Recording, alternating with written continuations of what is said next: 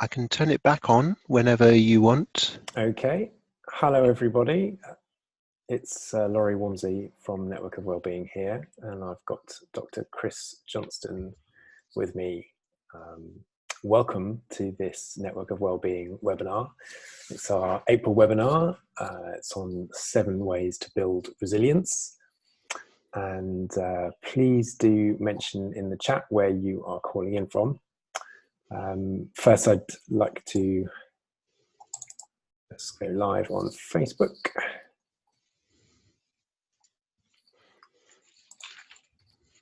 And just bear with me a second while that kicks off.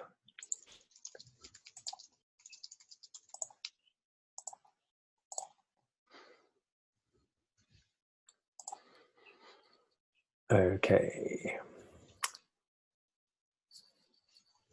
Facebook is doing its thing.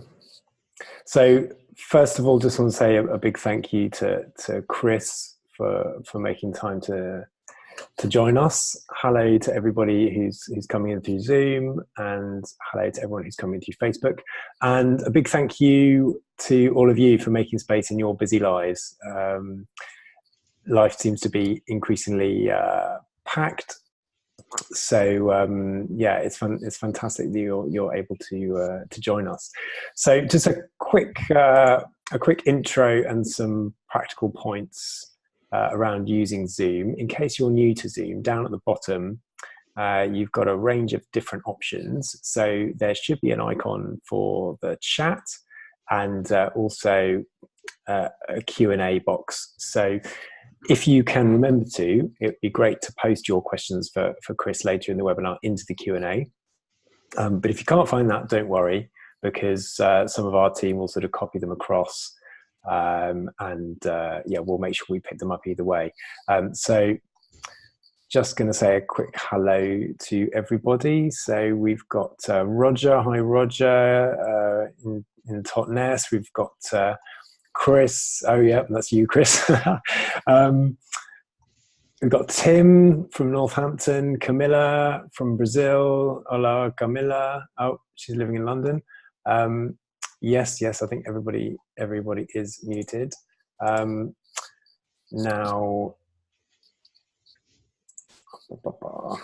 yeah, so Chris, just to introduce you, Chris is a former GP. He studied medicine and psychology and moved into the mental health field. And he's got more than 3 decades experience teaching resilient skills. He's an author of Active Hope. So this book has a sort of personal connection for me, because it kind of helped me through quite a bleak time when I was feeling pretty helpless around all the different crises in the world. And I was lucky enough to be at the launch of that with Joanna Macy, Chris's co-author. Chris has an online course called Personal Resilience in an Hour, which this webinar hopefully will be a good primer for, and that's at collegeofwellbeing.com. And Chris lives in the north of Scotland, which I imagine makes you extra resilient, especially in wintertime. So Chris, I'd love for you to elaborate. How did you come to focus on resilience? Well, thank you, Laurie, and thank you, everyone listening. It's been a long journey, and I can see there are different points along that journey. So my first degree was a combined degree in medicine and psychology, and I was doing a research project, this was back in the early 1980s, looking at relaxation exercises to help people deal with pain. And using biofeedback. It was a very interesting research. And when I was a junior doctor in hospital a few years later, poking needles into people and doing painful procedures, I was able to use these self-help strategies, teach them to people to help them deal with pain, help them sleep better at night in hospitals, help them reduce anxiety. And so that was really where my interest in resilience started. But then I went through a personal meltdown experience. My contract at the time was for an average of 88 hours a week. And I think I can share my screen, actually, if I just share my screen here and to this one here. I went through this awful time. My contract was for an average of 88 hours a week, and some weeks I was working 120 hours or more. And I organised a workshop for other junior hospital doctors on resilience, and we called it Coping Without Sleep. You know, we were working these crazy hours, looking at, well, what helps us find a better way of dealing with this. And we came to the conclusion that uh, personal strategies can help, but by themselves, they're not enough. And so, in fact, I got very involved in a campaign. In fact, I was on the front page of newspapers. I became known as Dr. Yawn. I took my health authority to court, and we had a very strong campaign group. And the reason I tell this is it's really recognizing that there are many levels of resilience. And I work with what I call the me, you, and us model. Me, you, and us is me is about self-care, self-help. You is about helping someone else. So a lot of work I do is training, helping professionals, coaches, psychotherapists, doctors and others in supporting resilience in others. But there's also the us, which is about collective resilience, and it's about whatever larger system we're part of, whether that be a family, a team, a community, organization, or our whole society and planetary ecosystem. We can play a role as a resilience factor within that larger system. We can support resilience in there. So that's been my interest, and I think of it as my enduring life thread. Sometimes it's easier to see when you look back at a thread that you followed. Well, that's great, Chris. Thanks so much for that introduction.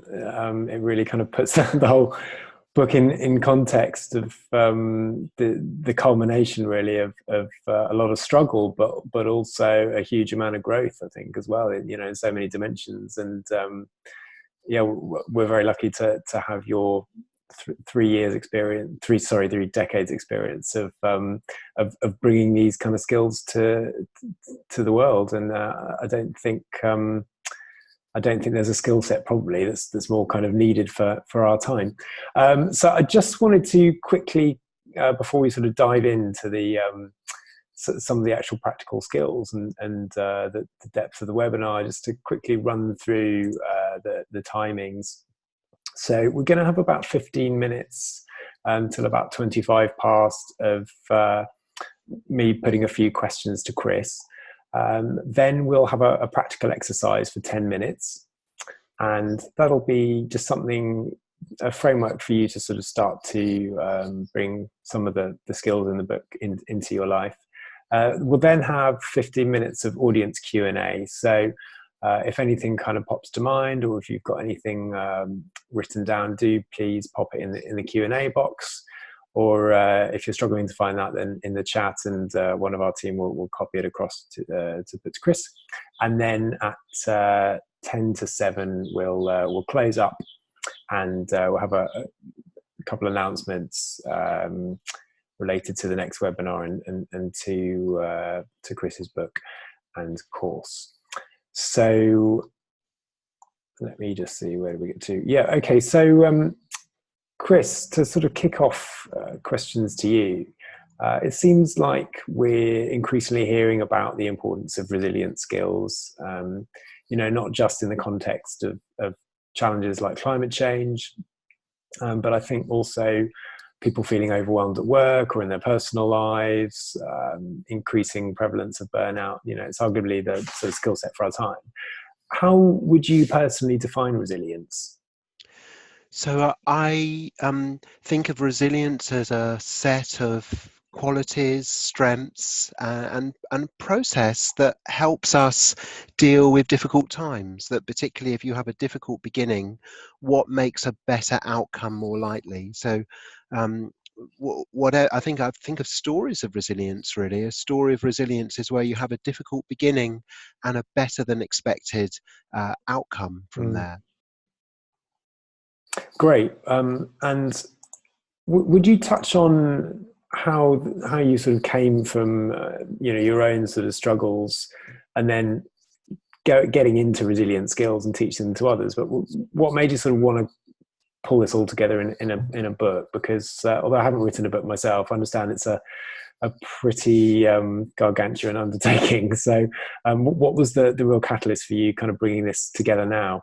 Yeah, so there have been a number of things along the way. So I've been involved in training skills that support resilience for a long time, but Yeah. also the work has developed and grown, and particularly since moving up to the north of Scotland, and I set up this online college, collegeofwellbeing.com, and one of the main areas of teaching I do is around resilience training, and I've developed this resilience practitioner training. And it's been through a number of incarnations over the last few years. But I tend to run it each year as a webinar-based group, and I've refined a framework for building resilience around 7 core skill sets. And I think of that, I call it the CTOPS model. In fact, I can show you, there we go, these Oh, 7 great. different ways. And there are some good books on resilience out there, but there weren't any that really pulled together. It's a combination of something that's the things that tended to be strong on the science weren't always easy to read, Mm. and the things that were easy to read weren't always strong on the science or particularly practical evidence-based research. And there's been some real leaps forward in the resilience field over the last 20 years in terms of our understanding, but also in terms of research that shows that teaching resilience can reduce the risk of anxiety and depression in a lot of different settings, but also our ability to function under pressure. So it, I wanted something that was up to date, was easy to read, and also practical, and particularly drawing on some of the tools that I've developed. While I draw on other approaches, particularly the Penn Resilience Program, developed by psychologists at the University of Pennsylvania, and also my background working in the addictions recovery many years. I draw on motivational interviewing, problem solving approaches. And so I wanted something that presented the kind of synthesis of different sources that I draw upon. And there wasn't another book out there that was the kind of handbook I wanted to most recommend. And so I thought, okay, Chris, why not just write it? And a number of things happened in terms of getting an interest from a publisher. So we had a publisher who said, yes, we're really keen to publish this. And so this has been my work it's taken me about 3 years to write it, based on years before of refining this 7-step framework. And so I'm really pleased that it just came out on the 18th of April. So just, almost 2 weeks ago now. Well, congratulations. And I've got to say, at the risk of coming across as a total groupie, although I've only read 3 chapters so far, I kind of can't wait to get back in and carry on. I think it's such a fantastic combination of storytelling, evidence-based techniques, and also just the personal connection, I suppose, to what resilience has meant in your life and how it's transformed the lives of the patients and people that you've worked with. Are there particular people that you would you think the book is for? Is it for anyone? Is it for people struggling with particular things? So I've seen it as where I talk about this resilience as a 2-part story. So if I just move on to that, so a 2-part story is here's me facing this. That's the starting point, and then resilience is really about, well, what helps that, whatever it is. So I would say the first group of people that this book is really aimed for is people who are facing something difficult. And you could say, well, don't you need a specific book about the specific difficulty?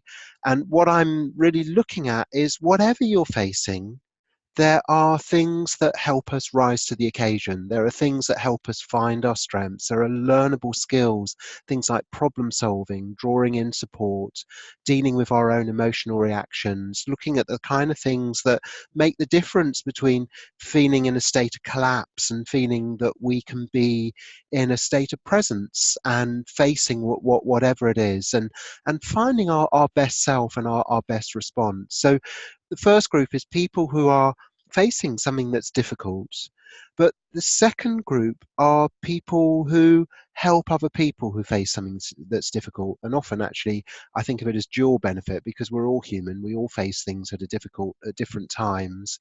Um, but also I work a lot with helping professionals in a wide range of settings.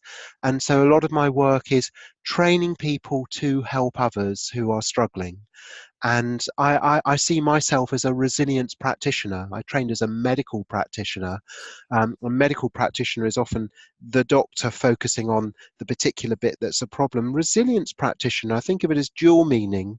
One is someone who practices things that support resilience, and that a bit like a yoga practitioner or a Tai Chi practitioner. It's like a self-help form. But then also a practitioner is also, the meaning is someone who develops a high level of expertise and supports it in others. So I think of a resilience practitioner as both those meanings. And I'd say start with self-help, that's the me. And then when you've really got more of a strong understanding of that, that becomes part of your training to pass it on and help others. That's the you side. And then we all need to be involved in the us side of resilience. So first group is people who are facing something challenging. Here's me facing this. We're looking at what helps. Second group is people who help others face things. But the third group is more about future proofing. I remember somebody came to one of my workshops once and he said, Chris, things are fine with me at the moment. In fact, they're going really well, but I want to future proof myself because I know that it's reasonably foreseeable that something is going to go wrong sometime. And particularly collectively, looking at the kind of world we're heading into, it's very common for people to feel alarm at things like climate change or the way we're in overshoot in terms of use of resources. And so really, I think there's a need for a collective upskilling in our understanding of and familiarity with resilience practices. So these three groups of people: you're struggling, you're helping someone else who's struggling, and you're recognizing as you look into the future that it's reasonably foreseeable that even if things are fine just now, that there are bumpy times ahead. That's great, Chris. Thanks a lot. And I think it's great to kind of set individual, personal resilience in the context of friends and family and communities, because ultimately, we're really only as resilient as the communities that we live in. And so I think that's great to kind of put that in context. Your website is collegeofwellbeing.com, and we're the network of wellbeing. We often hear about resilience in the context of wellbeing. What would you say is the difference between resilience and well-being?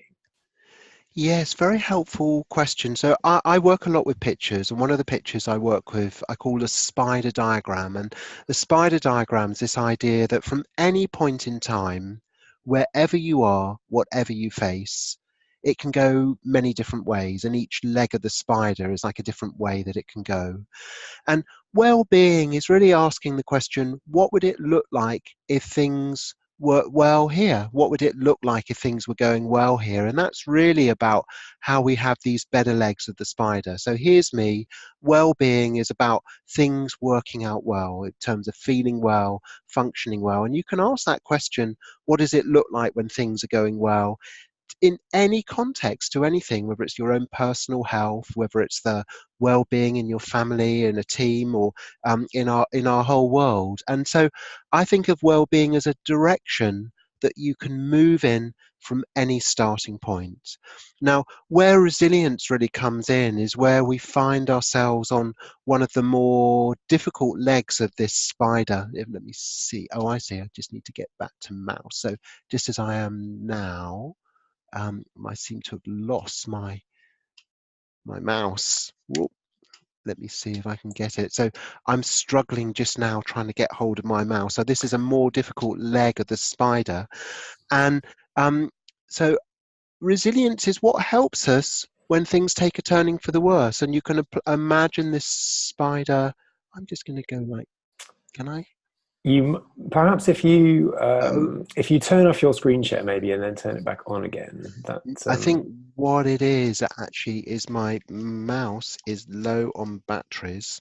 oh. And so I should have checked that before, and it's just done me a difficult one. And it's really interesting, that whole thing about being low on batteries, because that's a common challenge area. You know, we feel like, well, we're low on energy, our energy reserves have kind of run out. And so in terms of this two-part story, here's me facing this, what helps is I use a lot an approach called acceptance and commitment therapy. Acceptance is, here's me facing this, and commitment is about, well, okay, where can it go? And my commitment is to find the best leg of the spider, whatever I face. So let me see whether How resilient is your mouse? Because I could possibly share so share we're on my screen. facing, and it's interesting, I do a lot of online training work, and here we go. Oh, we're And back in one of action. the challenges is techno resilience. You know, techno resilience is what helps us when things go wrong. And there's a lovely saying, how can you turn a minus into a plus? How can you turn a minus into a plus? And so you could say, if you're having a webinar on resilience, it's actually the perfect time for things to go wrong, because then your challenge is here's me facing this. What's going to help? One thing that's going to help is just a bit of patience. And it's also asking the question, what would a story of resilience look like here? A story of resilience would, ideally, I'd be a bit more prepared, and I'd actually have even checked my mouse beforehand, and that's a learning point. I will remind you to do that next time. But also, Sorry, go on. well, I think there's something about who it's continuing. Frustration tolerance is a great resilient strength. And frustration tolerance is just that thing about being able to hang on in there even when things aren't quite right. And there's a wonderful word, yet. Whatever you face, it's like saying, okay, I'm struggling, I can't see a way, but if I just carry on, what's going to help me find a way? And I'm going to trust that we will find a way. It's, God, on me. Okay, here we go. That's what I want. Okay, there we go. So I was saying, even when we find ourselves on one of the worst legs of the spider, that's here, the spider diagram still holds. The spider diagram, even from the worst leg of the spider, it can still go different ways. And this is really what resilience is about. It's saying, when things take a turning for the worse, how can you respond at that point that makes a better outcome more likely? And that's what the book is about. And so there are insights like this idea, how do you turn a minus into a plus? How do you draw out teaching points for it? I must say, if you're a resilience trainer, whenever you have something difficult, a question I ask myself, I say, okay, this is my refresher course. You know, refresher course is every time something goes difficult, see it as part of my resilience training. And so the challenge is what tool will help me in this moment? What strength will help me in this moment? And what it does is it changes the story, it changes my relationship to what's happening, so that while I still have frustration and I have my own ups and downs, in that I'm thinking, okay, what does a story of resilience look like when I find myself on a difficult leg of the spider? What does rising to the occasion look like here? And three questions I ask is, whatever you're facing, what's the best that can happen? That's the, you know, thumbs up, that's the top part of the spider. What's the worst that can happen? And you're looking to make that less likely. And what's most likely? So it's, how do you make the best more likely? How do you make the worst less likely or less awful? And that's really what I mean by active hope. Active hope is identify, start from where you are, whatever that is, whatever you face, identify what you hope for, and then take steps that way. Laurie, back to you. Thanks, Chris. I did the old thing of muting myself and forgetting I'd done it. That's great. I mean, that's a great example with the mouse of sort of walking the talk. If you do need a bit of extra resilience, I've got your presentation handy. So just let me know if the mouse gives up the ghost for good. Yeah, I think the spider diagram, I think that's a great way to remind us to kind of boundary our thinking, because it's sort of human nature to go off into catastrophizing. And that seems like a very practical way to sort of contain, what are the limits of the possibilities of how things might turn out, and things could be terrible, but actually how likely is that? Yeah, that's fantastic, Chris. Thanks a lot. So I imagine the audience are quite keen to sort of dive into the 7 ways. Now, Chris, would you introduce us to the first way, which I think will lead us on to our interactive exercise? So the first way is really about storyboarding. And what I mean by storyboarding is thinking about what are the different elements in a story of resilience. So just asking that question, what does a story of resilience look like here? And we've already talked about that in terms of a more simple form of storyboard. Here's me facing this. What helps is I have this saying, there's what happens, and then there's what happens next. So there's what happens, that's the difficult bit. And generally when you're facing that, it's already happened. But what happens next is still in front of you. It's still something you can influence. And so it's looking at what your choice points are in the spider diagram. And there's no guarantee that you'll have a happy ending. But I think resilience is how you apply practices, strategies, insights that aim towards well-being from whatever starting point you face. And you've no guarantee that you'll get there, but if you apply resilient strategies, practices, strengths, you're more likely to. And so what helps us then map out, well, what are resilient strategies and strengths? I use this 6-part storyboard, and it's based on an approach called 6-part story method that I've adapted. I use it a lot in coaching, where if you get a bit of paper and have a line down the middle and 2 across, divided into 6 bits, and then each of those 6 bits is a different part of the storyboard, and I use these letters shifts, so SH, IFTS, and each of those letters stand for something, and the first S is just starting point. Here's me facing. So I don't know, Laurie, if you want to just give this a quick go. Yeah, I'd be very happy to, Chris. Yeah. Here's me facing the challenge of. So I use sentence starters. You have a beginning of a sentence and you just see what naturally follows that. So I don't know what naturally follows that for you.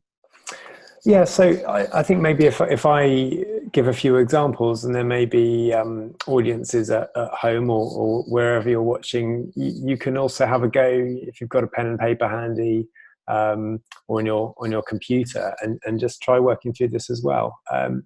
So I think for me that the thing that's kind of biggest in my consciousness really is sort of health struggles. So 10 years ago, I got glandular fever, and that ended up, because I sort of tried to work through it, that ended up turning into something called ME, which is it's quite a complex multi-system thing. But that's been a real life-changing challenge. And then 3-ish years ago, I got a few kinds of Lyme disease, so that's been like an extra burden to carry.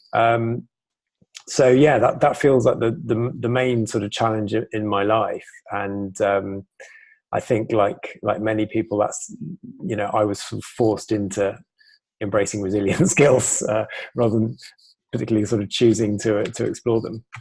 Yes, I really get it. Here's me facing the challenge of, so putting myself in your shoes, here's me facing the challenge of long-term health conditions. You talk about 10 years that this has been around. And in that time, I'm sure there's been its own roller coaster of better times and worse times, but you've also had further complications of the Lyme disease, and I speak as someone who's also experienced Lyme disease, that here's me facing the challenge of all of that. And so that's the starting point, and it's just really good just to name it, recognize it. And I say this to myself when I'm facing something. I say, okay, here's me facing ... whatever it is. But then recognizing that spider diagram, that whatever your starting point, it can go different ways. And we talked about as active hope of starting where you are, but then identifying what you hope for. And that's the next one, saying, okay, here's you facing this, Laurie. What would you like to happen here? Yeah, thanks, Chris. So I wonder, maybe if people sort of note down as they go along in your head, or on pen and paper, sort of what any particular challenge that's kind of in your life at the moment.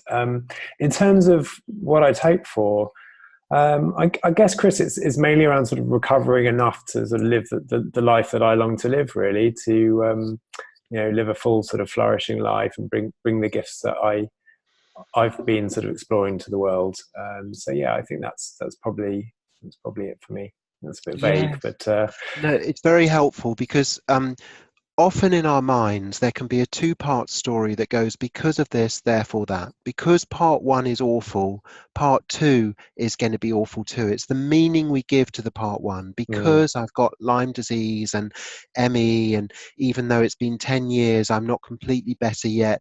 There can be, maybe, I don't know whether you get this, but there might be voices that say, because of this, it's going to be awful. I can't see this happening. I can't see that happening. And the spider diagram is just being more open with possibility. And resilience is about, just because part one is difficult, that doesn't mean that it's necessarily fixed, that it's going to be awful in part two too. We don't know how it's going to be. And providing space to be with our hope, not in terms of hopefulness of, do I think this will happen? Because then you get into calculations of probability and none of us know what will happen. I love this phrase Joanna Macy uses of radical uncertainty. Radical uncertainty is really what the spider diagram is about. It's recognizing there's many ways this can go, and we don't control this, but we do influence it.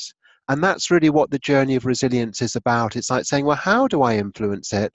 And part of it is recognizing what's in the way. It might sound like negative thinking, but actually it's more about realistic thinking. It's like saying, okay, here's me facing this. I'd love that to happen. I'd love recovery, was the word you use.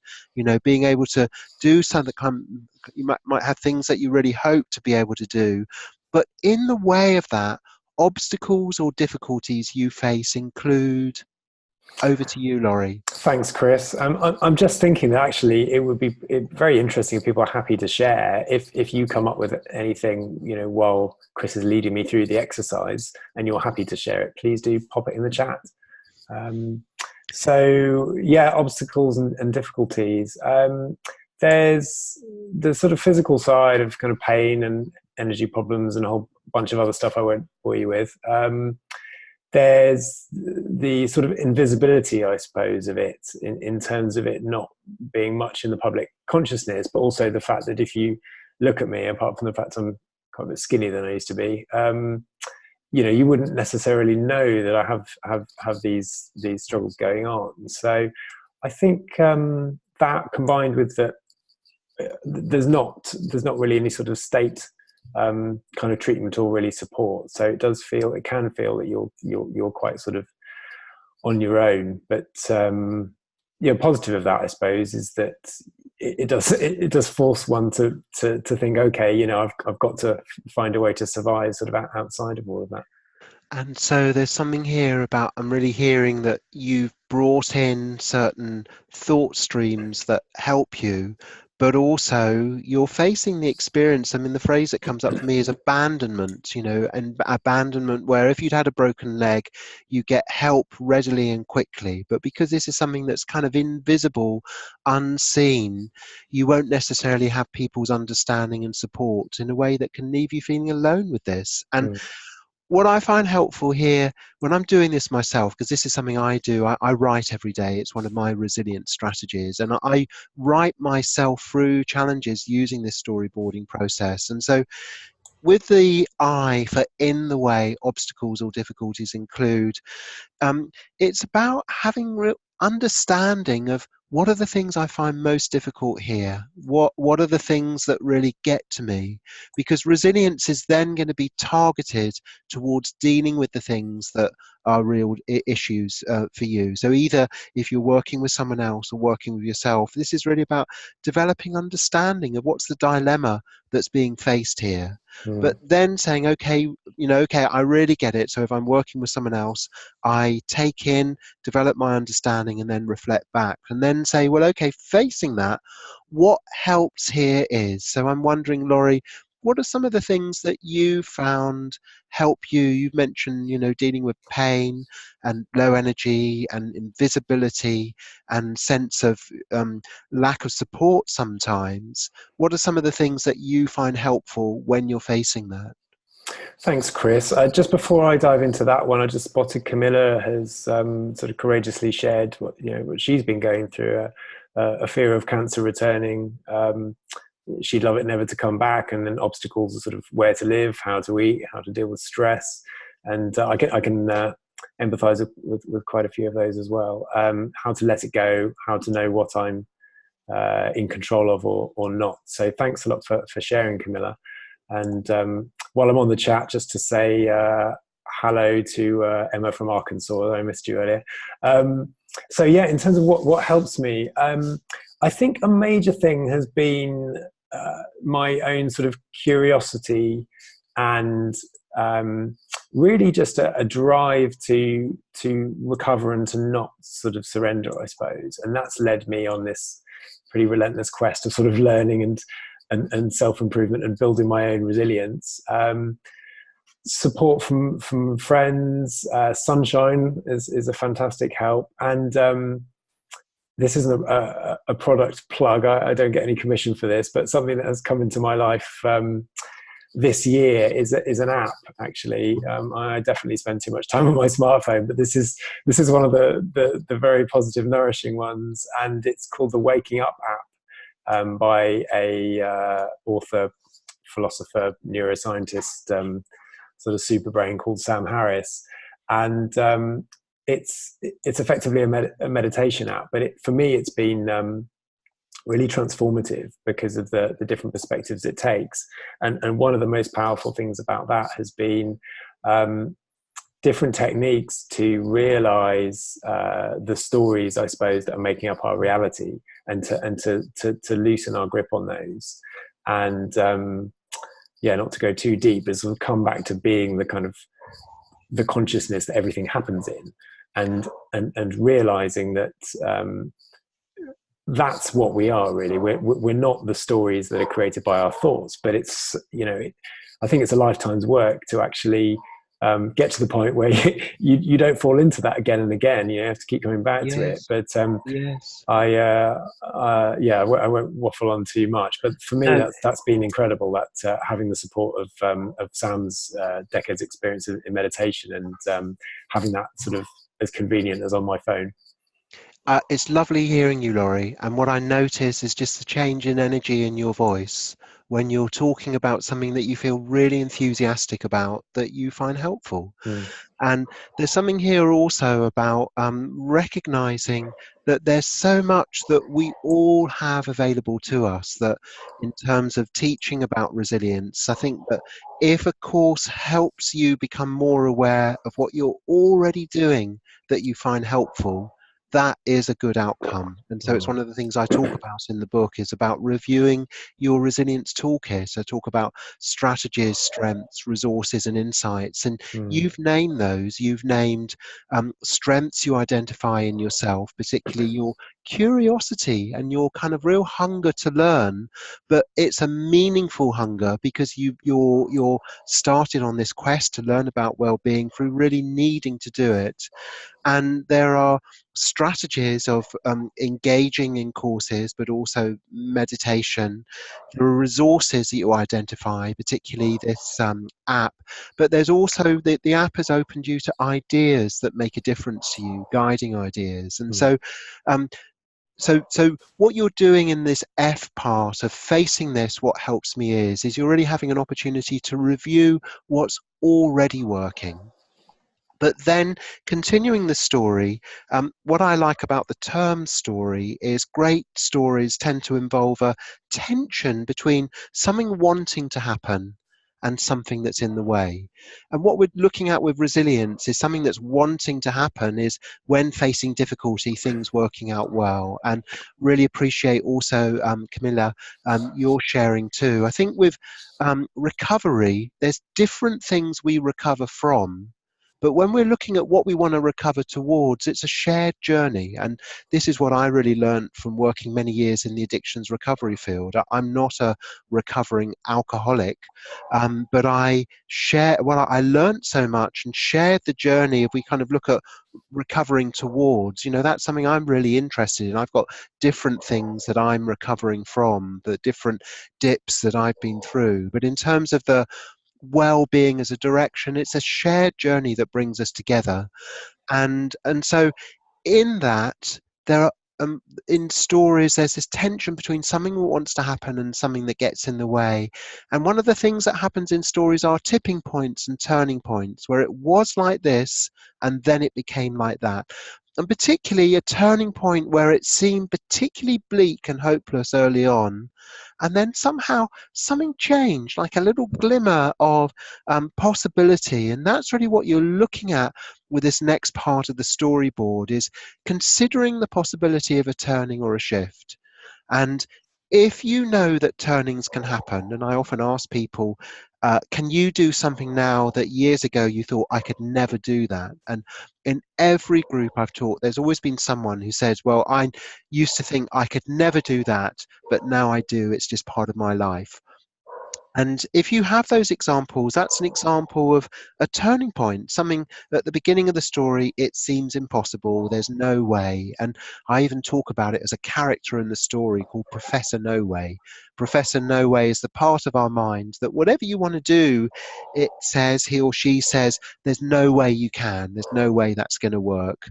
And sometimes they might be right, but we don't know until we try. And even if we try and fail many times, as people I worked with in the addictions field often had, sometimes we can surprise ourselves and turnings can happen. People can be stuck in addiction for decades and then do something a bit differently, perhaps one day, and it lead to a different direction. We don't know. So just thinking for yourself, Laurie, if there was to be a turning towards recovery in your story, and I know that there already have been some turnings, but if there were to be another significant turning for you, what could you do that would make that more likely? And so I have this beginning sentence: a turning or shift might happen if I were to. Anything come to mind? Yeah, I think for me, thanks, Chris. I think for me, it's probably sort of building the habits to save the money I need to get someone to manage the treatment, really, because it's just too much for me to deal with, because it's just so complicated. So yeah, I think it's around habits to kind of put money away for this sort of greater goal, really, that maybe I don't need that third flat white or fifth bit of sourdough bread, or so yeah, I think that's probably the greatest potential for a shift. Yes, and what I was struck by was how quickly that came to you. And often there are things that have been on the edge of our thinking. And when we say a turning or shift might happen if I were to, often it's just actually nudging ourselves, yeah, I know what I need to do.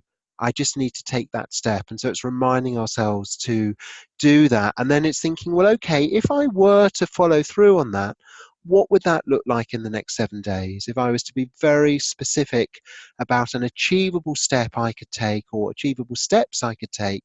And I don't know whether any come to mind for you, Laurie, just thinking about you over your next week. What would be a way you could take this forward? Yeah, thanks, Chris. I like that, because it sort of breaks down what can feel a kind of overwhelming project into something concrete, sort of next action.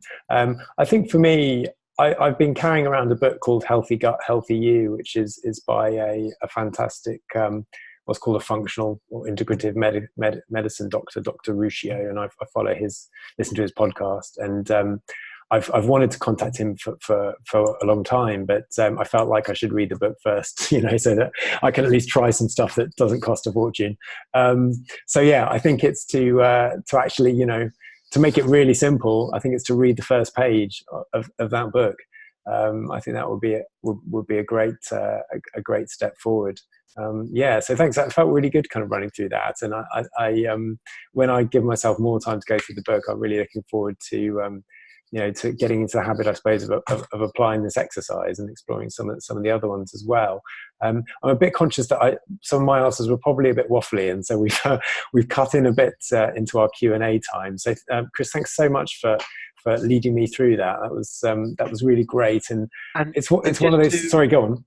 Just to really appreciate you, Laurie, your willingness to share yourself and the challenges you face, because you help other people by doing that. We learn so much by watching other people, and that's what I love about training in resilience, because I think we all have a tender underbelly of difficulty, that often there's kind of pressure to keep a brave face and to not talk about our struggles, but we all have struggles. And resilience is saying, like, here's me facing my struggle, but let's have a conversation about what might be helpful, and we learn from each other. So thank you for sharing your story. Oh, my pleasure, Chris. Thanks for the invitation. I'm just looking at the chat and just want to bring in a couple of responses really to the what helps. So Tracy shared that what helps me is meditation and the perspective and space it offers, spending time in nature, especially water, friendship, being active, good sleep, rest, and being able to unplug from the demands of life also help. So thanks a lot, Tracy, for sharing that. And Camilla has said maybe to find the countryside in the city. So, parks, or maybe even just a tree to connect with, depending on which city you live in. Some are much greener than others. Right. Well, so now it's time. Thanks a lot, Chris. It's time for some Q&A. So some questions from the audience. So I'm just looking at the Q&A section, and yeah, so David said he's kind of touching on the point about resilience and well-being, and David's asked, isn't resilience part of well-being and not separate from it? So well-being isn't about being great all of the time. It's about being able to deal with the ups and downs. So I don't know if you'd like to touch on that, Chris. Absolutely, and also really support all of us to find our own understandings, what makes sense to us. So I think of well-being as a direction to move in from any starting point, and it's about moving in the direction of what does it look like when things work out well. Resilience is what helps us do that in difficult conditions, when there are things that challenge or threaten our well-being. So the two are very much bound up together, and sometimes I have processes that use them interchangeably, but there is I think what's different between resilience and well-being is resilience is particularly in the context of adversity, in the context of something that challenges or threatens well-being, what helps us maintain, protect, or recover well-being. Great. Thanks a lot, Chris, and thanks, David, for your question. So I've got a question from Tracy. She's asked, can you talk more about frustration tolerance and hanging on in there? So what tools can help us to trust that we'll find a way when trust has escaped us? Thanks, Tracy. Yeah, no, very, very important question. I'm very much influenced by Malcolm Gladwell. His book Outliers, which is about how people develop extraordinary abilities. And in that, he interviews somebody who's a professor of mathematics education, and just looking at what helps in teaching maths. And apparently when people face a maths problem, one of the biggest factors that helps them develop maths ability is not how brainy they are. I'm sure that plays a role, but one of the things that makes a huge difference, measurable difference, is just how long they stick at a problem before giving up. And if they stick at a problem longer, they tend to do better over time. And even Einstein said that. He said that it's not that I'm so clever, I just stick at problems longer. And at the same time, there's a dilemma here, because at what point do you recognize or call it quits with something? Do you just keep on struggling? There's a danger of exhausting yourself by trying to do something that is really not coming easily. And so I think another good question is, what's the effect of what I do? And if you're pushing yourself so hard that you're suffering a lot of harmful results on that, then that might be the time to say, okay, rather than frustration tolerance, I'm going to go for self-compassion. And self-compassion can be a resilience response. It might be, I've been trying hard, now I'm going to ease off. But also, it's kind of, I guess what makes a difference for me is what they call the growth mindset. The growth mindset is, even if I can't achieve this yet, I think of it seeing like frames of a movie. If I just hold open the possibility that I might find a way, that's what helps me keep going. And it's interesting because some people see resilience as, just try harder, knuckle down. And I think what's more useful is to say, well, what helps us do that? What helps us try harder when we need to? And is trying harder always the right way? Sometimes it is, but sometimes easing off and giving ourselves a break is the right way. Research shows that people cope better with stress when they punctuate it, when they take pauses for renewal. When I think of exercise and sports training, they talk about interval training, where you push hard and then you ease off. You push hard and then you ease off. So with any strategy, it's like a tool, and sometimes it's the best tool. And I think resilience is also about having skillfulness in choice of tools. It's recognizing when to lean into frustration tolerance, and just sometimes the conversations we have with ourselves can help keep us going, saying, okay, I'm just going to use frustration tolerance there, as I did when I had the mishap with the mouse. And then sometimes it might be saying, well, actually, this mouse is really not working. Laurie, I'm going to hand over to you. I gave you a backup copy of the slides. I'd be happy if you could put them on and just close the screen sharing for me. So yeah, so it's a really important question, and you need to look at the context you're in, and that's where I think the storyboarding helps, because the storyboarding is just coming back to the question, okay, what does resilience look like here? What does the story of resilience look like here? And sometimes it's pushing on, and sometimes it's easing off.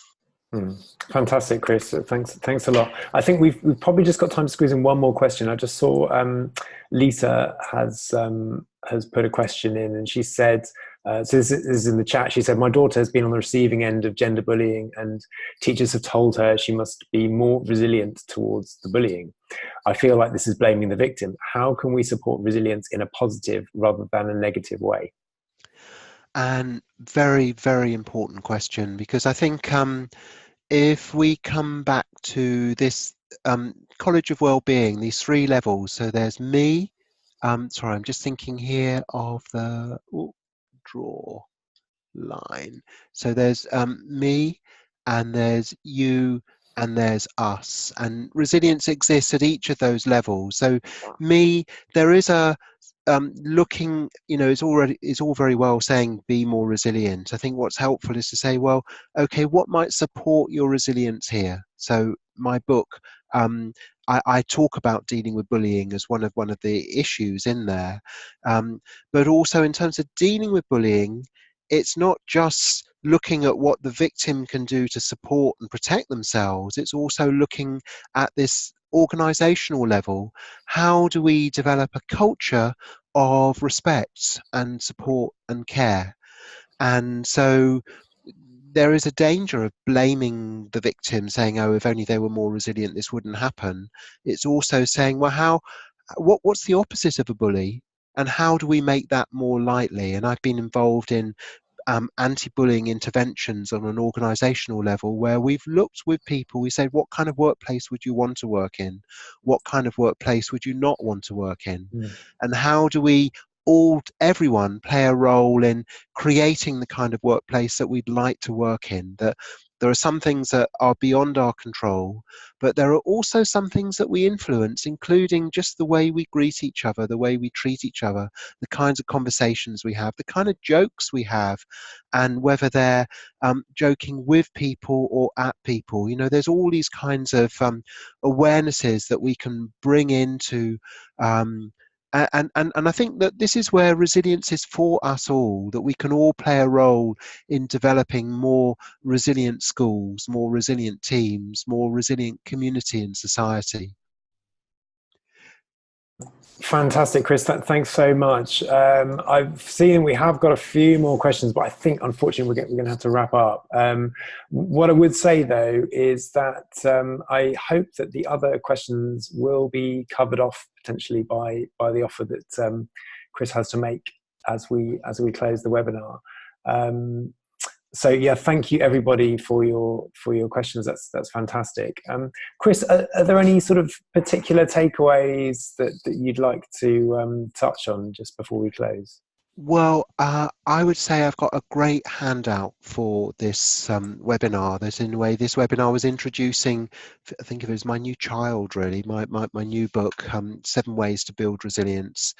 And I'm very pleased with it. And I had great feedback from my review panel and people who've read it and endorsed it. And we've just touched on the surface, really, that I see resilience as such a huge topic that I've made my a contribution to the field, and then many more. I'd love to continue to engage with people. I just wanted to say also that I'm producing a new online course and I'm giving it away free to Oh, anyone who fantastic. buys my book. I did have it by the end of April, but as it is the last day of April today, I thought that's actually a bit of a pressure on people. So I've extended my offer till the 7th of May. If you buy this book, 7 Ways to Build Resilience, before the 7th of May, email me and just let me know where and when you bought it. It's helpful to hang on to the receipt, although it's not essential. Just let me know when and where you bought it and give me your email address, which if you email me, findyourpower@mac.com. But if you go to my website, collegeofwellbeing.com, there's a contact page there. And there's a page, it's actually College of Wellbeing, seven ways resilience course, I think it is. But anyway, if you look at the homepage, collegeofwellbeing.com, there's information on the homepage about the special offer, and I'll send you a link to the free course. It starts tomorrow. I'm producing about 15 minutes of video each week for the next 8 weeks, and you get it for free if you buy the book and join my mailing list before the 7th of May. That's wonderful, Chris. That's very generous. Thanks so much. I've already bought the book, so I'll be jumping on board for sure. That's fantastic. Just one thing to say, which is I know that I sometimes get muddled up with before and by in terms of deadlines. So it's no later than the 6th of May that people need to send you that. No, they can buy on or before the 7th of May. So Okay, if you do it on okay. the 7th of May, that's still okay. Got it. Yeah, just thought that would be worth clarifying. Thank you. Fantastic. I mean, there was just one point that really kind of stood out to me. One other point that really stood out when I was skimming through the first few chapters, which is this idea of the real key to making resilience training offered here work is finding a way to make the practices part of your life. You know, how do you make them habits? And I listened to an audiobook earlier this year called Atomic Habits, and that's all about the science of making habits. And it's brilliant. It's by a guy called James Clear. He is very clear in how he puts the points across, and he's a great storyteller. So I sort of recommend that as a kind of companion book. So, Chris, thank you so much for sharing your time so generously. Not only when you've just had a book launch, but you've also got an online course launch coming up. That's extremely kind and generous of you. And I really hope that everyone's enjoyed it as much as I have. And it's been a real pleasure to connect. Thank you, Laurie. Thank you for everyone for taking part, for joining us. Great. Well, I just wanted to close off with something from Network of Wellbeing, which is just touching on our next webinar. So our May webinar is on the 28th of May, and that is with the Carnegie UK Trust. It's with Jennifer Wallace. She is a joint chief exec and head of policy, and it's going to be about twinning UK towns for well-being. So how can towns in the UK link up with other towns to improve their well-being and to share challenges, whether they're the same or different challenges they might be facing. I'll just pop that in the chat there. And I think that's kind of particularly topical given the mess that is Brexit. I mean, people are probably reaching their capacity in terms of how much they can think about Brexit. I know I am. But I think that'll be a really interesting exploration of actually, you know, what can we do in our local communities to build up a sort of wider network of resilience, I suppose. So it's a bit of a segue on from this current theme. If you look in the, oh no, sorry, I've had a Zoom fail. I've been messaging Chris by mistake. There's so many options here. How do I do this? Oh, well, I might have to share that. I'll share the mail links in the. I think I can do it. Can you do it? Because I've sent it to you by mistake. There's always some kind of Zoom quandary.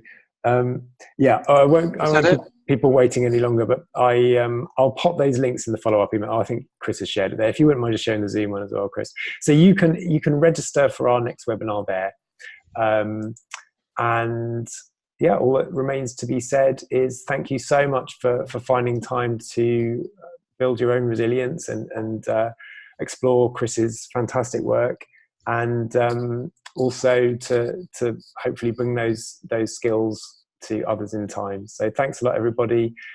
Here's to a resilient May and summer. And yeah, I hope you have a relaxing evening. And thanks again for joining us. And thanks a lot to Chris and the Network of Wellbeing team. Thank you. Bye. And if you asked a question and you didn't get an answer, do join the free course by buying the book, and you can ask the question there and we'll explore it more. Yeah. Bye, folks. Thanks again for all your questions. Take care. Bye.